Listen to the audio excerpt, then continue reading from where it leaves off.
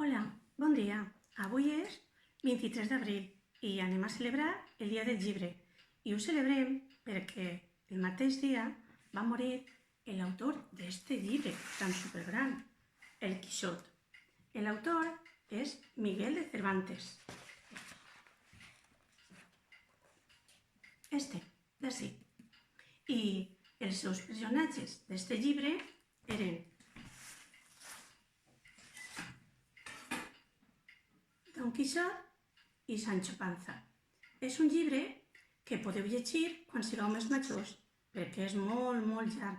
I ara us vaig a contar un llibre que a mi m'agrada molt. Este és el conte de l'eruga glotona. Mireu, quina erugueta. I esta eruga menja molt. Lo primer que es va menjar és una poma. Nyam, nyam, nyam, nyam. Que bona que està esta poma. I com té més fam, se va menjar ara dues peres. Una pera, nyam, nyam, nyam. I una altra pera, nyam, nyam, nyam, nyam, nyam, nyam, nyam. Tota sencereta. Però esta erugueta, que és molt glotona, encara té més fam. I què vol menjar-se ara? 3 prunes. Una pruna, nyam, nyam, nyam. Una altra pruna, nyam, nyam, nyam, nyam, nyam. I una altra pruna, ai, deixen cura, que té un os i te pots fer mal.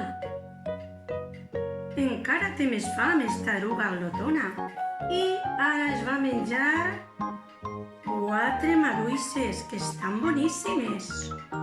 Una maduixa, dues, 3 i 4. Mare Déu, quasi que t'embrutes tota. Esta erugueta encara té més fam i en este moment es va menjar unes taronges.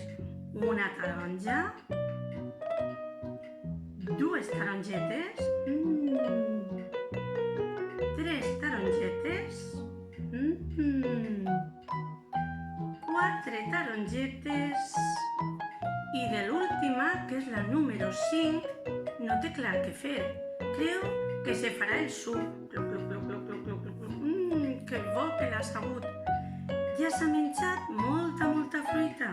I sabeu lo que li va passar a esta eruga tan glotona?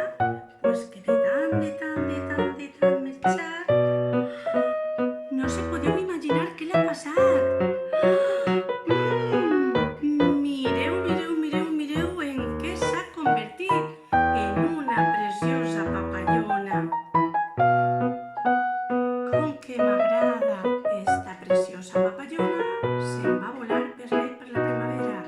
I com t'he acabat, i per l'eixumenera s'ha esfumat. El meu personatge i llibre favorit des que era molt xicoteta és este d'ací, Mary Poppins. M'agrada molt. Li teniu que preguntar al papà o a la mamà quin és el seu llibre o personatge favorit. Podeu copiar-lo en una fitxa, podeu fer el nom i també vosaltres teniu que fer el vostre. Us anime a que m'ensenyeu tots el que feu. Adeu!